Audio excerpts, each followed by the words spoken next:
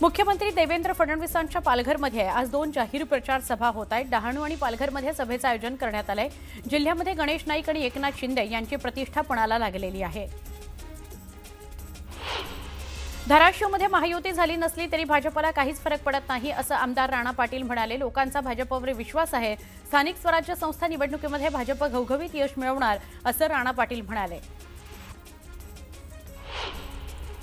लोणावळ्यामध्ये निवडणूक प्रचार शिगेला पोहोचला आहे। आरोप प्रत्यारोपानं वातावरण तापलेलं आहे। शिवसेना आरपीआय युतीचे उमेदवार सूर्यकांत वाघमारे यांनी नाव न घेता आमदार सुनील शेळके यांच्या कार्यपद्धतीवर थेट निशाणा साधला। बाहेरील हस्तक्षेप थांबवून लोणावळ्याची अस्मिता टिकवण्याकरता सगळ्या लोणावळाकरांनी एकत्र येणं गरजेचं आहे असं वाघमारे म्हणाले। धाराशिव जिल्ह्यातील उमरगा शहरामध्ये काँग्रेस आणि शिवसेनेच्या युतीचा नवा अध्याय सुरू झालाय। माजी खासदार रवींद्र गायकवाड यांचे सुपुत्र शिवसेनेकडून नगराध्यक्ष पदाकरता रिंगणात उतरलेत। काँग्रेसला सोबत घेत ही युती करण्यात आली असून शिवसेनेनं भाजपसोबत गाडीमोड घेत काँग्रेससोबत घरोबा केला आहे। अमरावतीच्या धामणगाव नगर परिषद नगराध्यक्ष पदाकरता भारतीय जनता पक्षाचे नेते माजी आमदार अरुण अडसड यांची कन्या आणि धामणगाव रेल्वे मतदारसंघाचे भाजपचे आमदार प्रताप अडसड यांची बहीण अर्चना रोठे यांना उमेदवारी देण्यात आलेली आहे। अर्चना रोठे यांच्यावर घराणेशाहीचा आरोप लावण्यात आलाय। मुंबई मतदार यादीतील दुबार नावांवरून राजकीय पक्षांनी आरोपांच्या फैरी झाडलेल्या असताना आता मुंबई महापालिका प्रशासनानेही याबाबत कबुली दिली आहे। एकूणच 227 प्रभागांमध्ये 11 लाख दुबार नावं असल्याचं आढळून आलं आहे। तर त्यापैकी काही नावं ही दुबार तिबार नाहीत तर 100 वेळाही आहेत। अशी 4 लाख नावं अनेक वेळा अनेक प्रभागांमध्ये असल्याचं आढळून आलेलं आहे। उपमुख्यमंत्री एकनाथ शिंदे यांनी चंद्रपूरसह विदर्भात नगर परिषद निवडणूक प्रचार सभांचा धडाका लावला। चंद्रपूर जिल्ह्यातील भद्रावतीचे प्रफुल्ल चटकी आणि वरोरा नगर परिषद नगराध्यक्ष उमेदवार ज्योती मत्ते यांना विजयी करण्याचं आवाहन करण्यात आलंय। नगर परिषदांवर सत्ता खेचून आणण्याचं आवाहन उपमुख्यमंत्री शिंदे यांनी केलं आहे। वरणगाव नगर परिषदेकरता भाजपतर्फे नगराध्यक्ष श्यामल अतुल झांबरे तर राष्ट्रवादी काँग्रेस शरदचंद्र पवार पक्षातर्फे राजेंद्र चौधरी, शिंदे गटातर्फे नगराध्यक्ष पदाकरता तृप्ती समाधान महाजन तर भाजपचे बंडखोर अपक्ष उमेदवार सुनील काळे अशी चौरंगी लढत रंगणार आहे। भाजपचे माजी नगराध्यक्ष सुनील काळे यांनी विद्यमान भाजपच्या उमेदवारांसमोर मोठं आव्हान उभं केलंय। बातमी आहे अंमळनेरमधून। अंमळनेर नगर परिषदेच्या निवडणुकीच्या वातावरणामध्ये भाजप आणि राष्ट्रवादी काँग्रेस युतीच्या बैठकीमध्ये जळगाव लोकसभेच्या खासदार स्मिता वाघ यांनी विरोधकांवर जोरदार हल्ला चढवला। शहराचा माणूस निवडा, बाहेरून आलेल्या माणसांवर विश्वास ठेवून तुम्ही स्वतःचं नुकसान करून घेऊ नका, गैरप्रकार करणाऱ्या माणसांना तुम्ही थारा देऊ नका असं स्मिता वाघ म्हणाल्या। राज्यातील स्थानिक संस्थांमध्ये इतर मागास प्रवर्गाकरता 50% अधिक आरक्षण लागू असलेल्या 57 नगरपालिकांमध्ये सर्वाधिक 17 पालिका या नागपूर जिल्ह्यातल्या आहेत।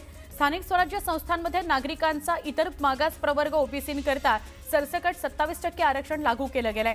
त्यामुळे अनेक ठिकाणी एकूण आरक्षण 50%च्या पुढे गेलेलं आहे। बदलापूर नगर परिषदेच्या निवडणुकीमध्ये पोलीस प्रशासन शिवसैनिकांना त्रास देत असल्याचा आरोप शहर प्रमुख वामन म्हात्रे यांनी केलाय। मात्र सत्तेचा दुरुपयोग करून कुणी जर अशा प्रकारे दहशत निर्माण करत असेल तर त्याची तक्रार उपमुख्यमंत्री एकनाथ शिंदे यांना करणार असल्याचं युवासेना कार्याध्यक्ष पूर्वेश सरनाईक यांनी सांगितलं। पूर्वेश यांचा भाजपकडे रोख होता का असा सवाल उपस्थित होतोय। आगामी अंमळनेर नगरपालिका निवडणुकीमध्ये शिवसेना शिंदे पक्षाकडून परीक्षित बाविस्कर यांची नगराध्यक्ष पदाची उमेदवारी जाहीर करण्यात आली आहे। भाजप राष्ट्रवादी काँग्रेस यांच्या संयुक्तपणे अंमळनेर तालुका शहर विकास आघाडी विरोधात थेट लढाई उभी करण्याचा निर्धार करत शिवसेना शिंदे गटानं दंड थोपटला आहे।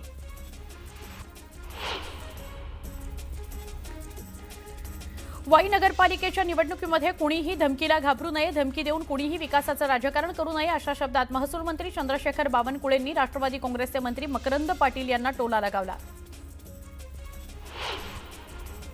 बुलडाण्याच्या पत्नीच्या प्रचाराकरता आमदार संजय गायकवाड मैदानात उतरले। आमदार गायकवाड दारोदारी जाऊन प्रचार करत आहेत। बुलडाण्यामध्ये भाजप आणि शिवसेनेमध्ये मैत्रीपूर्ण लढत बघायला मिळतेय। अशोक चव्हाण यांनी युती तोडली, युती तुटण्याला अशोक चव्हाणच जबाबदार असल्याचं म्हणत हेमंत पाटलांनी चव्हाणांवर निशाणा साधला। प्रत्येक ठिकाणी 20% जागा द्याव्यात असा प्रस्ताव ठेवला होता, मात्र एकही जागा देऊ शकत नाही असं अशोक चव्हाण म्हणाल्याचं हेमंत पाटलांनी सांगितलं।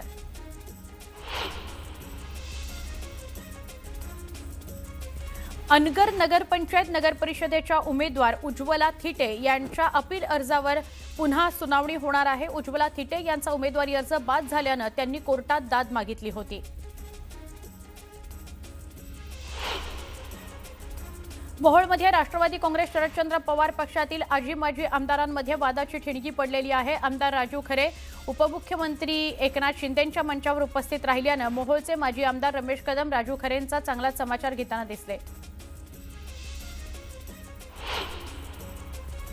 नशिराबाद नगरपरिषदेच्या निवडणुकीकरता भाजप शिवसेना युतीच्या उमेदवाराकरता प्रचाराचा शुभारंभ करण्यात आला। भव्य शक्ती प्रदर्शन करत रॅली काढण्यात आली। या रॅलीमध्ये मोठ्या संख्येने महिलांचा सहभाग होता। शिरूर नगर परिषद निवडणुकीमध्ये महाविकास आघाडीची प्रतिष्ठा पणाला लागलेली आहे। त्यामुळे राष्ट्रवादी काँग्रेस शरदचंद्र पवार पक्षाचे माजी आमदार अशोक पवार यांच्यासह नगराध्यक्ष पदाच्या उमेदवार अलका खांड्रे यांनी घरोघरी जाऊन मतदारांशी संवाद साधला, प्रचार सुरू केला। शिरूरमध्ये चौरंगी लढत होत असली तरी राष्ट्रवादी काँग्रेस विरुद्ध राष्ट्रवादी असा थेट सामना पाहायला मिळणार आहे।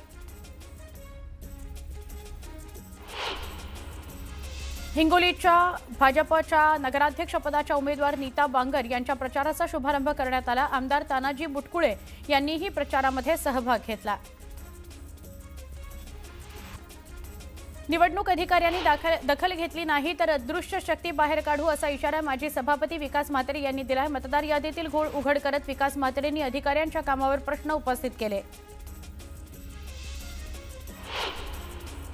बदलापूर नगर परिषदेच्या निवडणुकीमध्ये शिवसेनेकडून वामन म्हात्रे यांच्या कुटुंबातील 6 जणांना उमेदवारी दिल्याने घराणेशाहीचा आरोप होतोय। आरक्षणामुळे घरातील दोघांना उमेदवारी दिली गेली आहे तर इतर 4 विद्यमान नगरसेवक असल्याचं वामन म्हात्रे यांनी स्पष्ट केलंय। चोपडा नगर परिषदेसाठी एमआयएमचे 2 उमेदवार रिंगणात आहेत। दरम्यान या उमेदवारांच्या प्रचाराकरता चोपड्यामध्ये बाईक रॅली काढण्यात आली।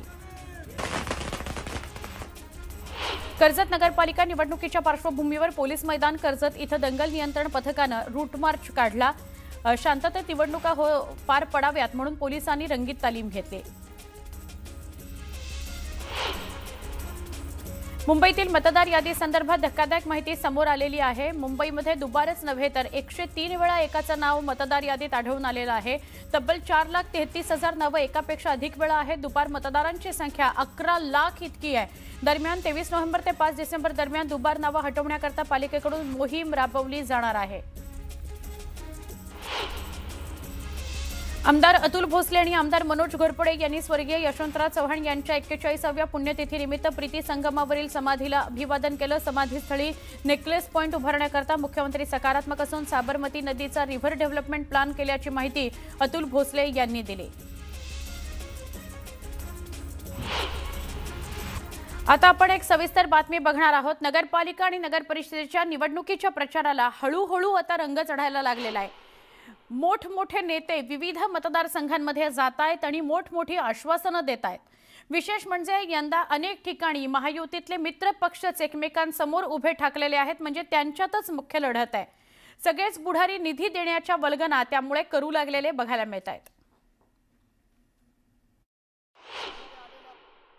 मी आपल्याला एवढंच सांगतो की या भागामध्ये जे जे काही विकासाला पैसे लागतील ते विकासाला पैसे देण्याचं काम हा एकनाथ शिंदे करेल। कारण नगर विकास विभाग माझ्याकडे आहे, गृहनिर्माण विभाग माझ्याकडे आहे, रस्त्याचा MSRDC विभाग माझ्याकडे आहे, MIDC विभाग आपल्याकडे आहे आणि ज्या ज्या विभागातून या ठिकाणी आपल्याला रोजगार देता येईल, तरुणांच्या हाताला काम देता येईल, ते देण्याचं काम आपण करू। बाळासाहेब सांगायचे की शब्द देताना विचार करून द्या। मी देखील आपल्याला सांगतो, शब्द देताना पूर्ण विचारांनी मी शब्द दिलाय की जे जे काही बोललोय त्यासाठी पैसे कमी पडू देणार नाही। नगर विकास माध्यमातून या ठिकाणी या नगराचा विकास झाल्याशिवाय राहणार नाही। मी एकच सांगतो, मैं कमिटमेंट करता नहीं, अगर मैंने कमिटमेंट एक बार कर दी तो फिर मैं खुद की भी नहीं सुनता।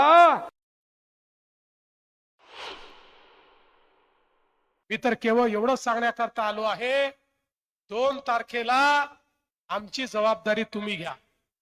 म्हणजे 2 तारखेला कमळाची जबाबदारी तुमची आणि 2 तारखेनंतर 5 वर्ष तुमची जबाबदारी आमची, हे सांगण्याकरता आज खरं म्हणजे मी या ठिकाणी आलेलो आहे. पुढचे 5 वर्षामध्ये या भागामध्ये पूर्ण परिवर्तन करून आपण दाखवू आणि एक मोठं काम हे आपल्याला पाहायला मिळेल. कोणाच्या हातामध्ये या महाराष्ट्राची किल्ली आहे, कोणाच्या हातामध्ये या महाराष्ट्राला पुढे नेण्याची ताकद आहे. आणि हे जर आपण बघितलं तर आपली भाजपची महायुती आणि आपलं कमळ हेच आपल्याला पुढे नेऊ शकतं. आणि म्हणून 2 तारखेला आपण कमळाचं बटन दाबा एवढीच विनंती करतो. आता बातमी छत्तीस जिल्ह्यांची. मुंबईवर झालेल्या 26/11 दहशतवादी हल्ल्याला आज 17 वर्ष पूर्ण झाली आहेत. शहीदांना मुंबईकरांकडून भावपूर्ण श्रद्धांजली दिली जाते. भिवंडी निजामपूर शहर महापालिकेच्या मुख्यालयाच्या इमारतीच्या नावातला र हटवण्यात आलेला आहे. घटनेला 2 महिने होत असले तरी महापालिका प्रशासन लक्ष देत नसल्याने पालिका प्रशासन नगरातील नळ, गटार आणि रस्त्यांप्रमाणेच मुख्यालयाच्या नावाबाबतही उदासीनच आहे का, अशा चर्चा होत आहेत. दक्षिण मुंबईतून पालघरपर्यंत नॉनस्टॉप पोहोचण्याकरता महत्त्वपूर्ण असलेल्या उत्तन विरार सागरी सेतूच्या प्रकल्प अहवाला राज्य सरकारने मान्यता दिली आहे. प्रकल्पाला 58,754 कोटी रुपये खर्च येणार आहे आणि त्यातील 44,332 कोटी रुपयांचं कर्ज उभारण्यास सुद्धा राज्य सरकारने मान्यता दिली आहे. केंद्र सरकारकडून कर्ज उभारणीमध्ये मान्यता देताच कंत्राटदार नेमण्याचा मार्ग मोकळा होईल.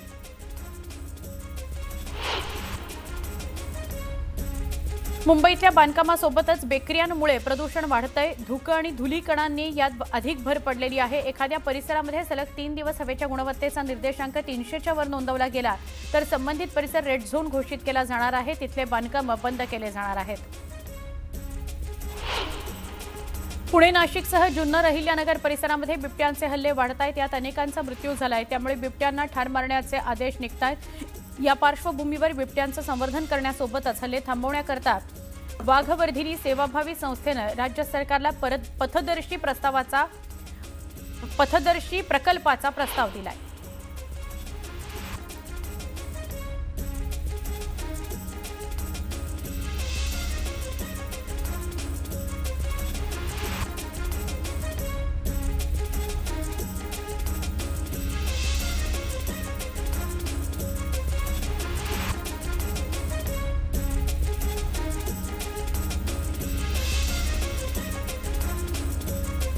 बातमी आहे अहिल्यानगरची.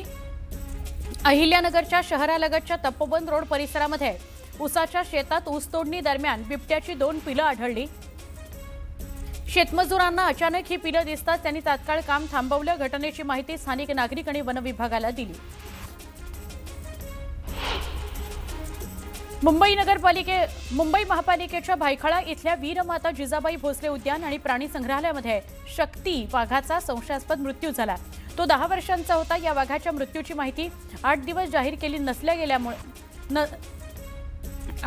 जाहीर केली गेली नाही म्हणून संशय निर्माण झालाय. शिक्षक समायोजन प्रक्रिया राबवण्याच्या शिक्षण विभागाच्या निर्णयामुळे मराठी माध्यमाच्या सुमारे 600 शाळा बंद होण्याचा धोका निर्माण झालाय. तसं झाल्यास 25,000पेक्षा जास्त विद्यार्थी शाळाबाह्य ठरण्याची भीती आहे.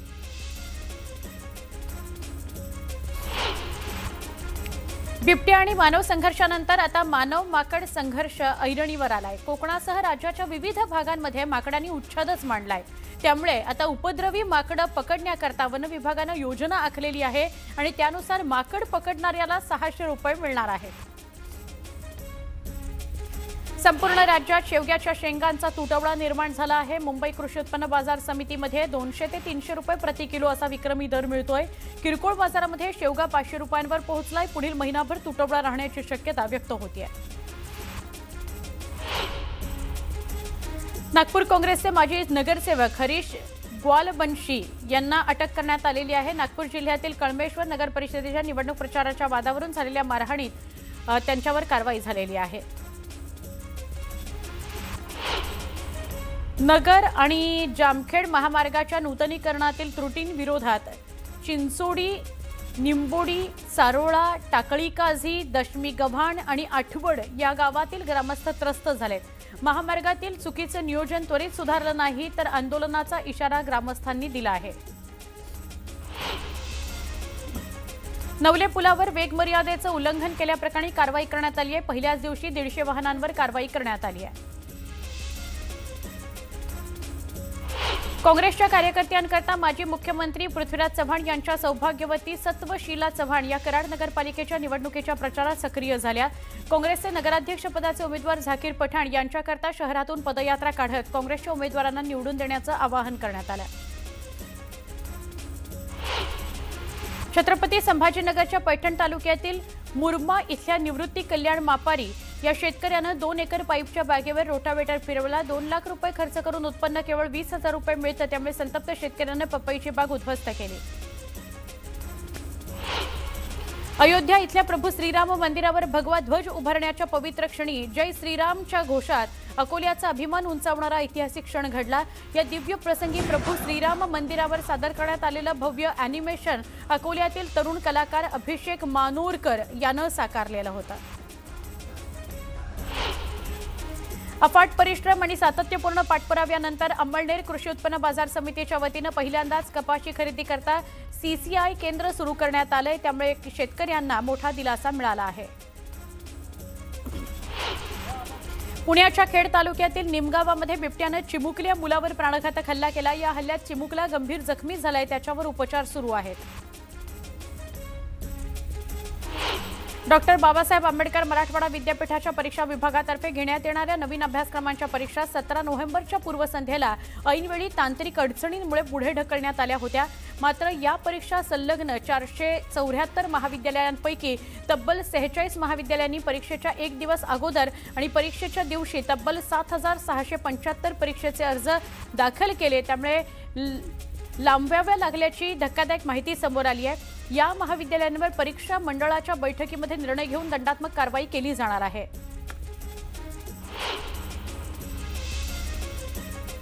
गोरगरिबांना महापालिकेच्या घरकुल योजनेमध्ये तातडीनं समाविष्ट करावं आणि या मागणीकरता रिपब्लिकन सेनेचे अहिल्यानगरमध्ये वाजंत्री मोर्चा त्यांनी काढला। मारुती, काटवण, खांडोबा परिसरातील रिकाम्या महापालिका भूखंडावर घरकुल प्रकल्प उभारण्याची मागणी करण्यात आली। कामठी नगर परिषदेमध्ये काँग्रेसचे पर्यायी उमेदवार आसिफ सरमतिया यांचा उमेदवारी अर्ज एबी फॉर्म अधिकृत नसल्याचा मुद्दा मान्य करत नागपूर खंडपीठानं उमेदवारी अर्ज बाद ठरवला, त्यामुळे काँग्रेसकडून हाजी अब्दुल शकूर नागाणी हे अधिकृत उमेदवार ठरले आहेत।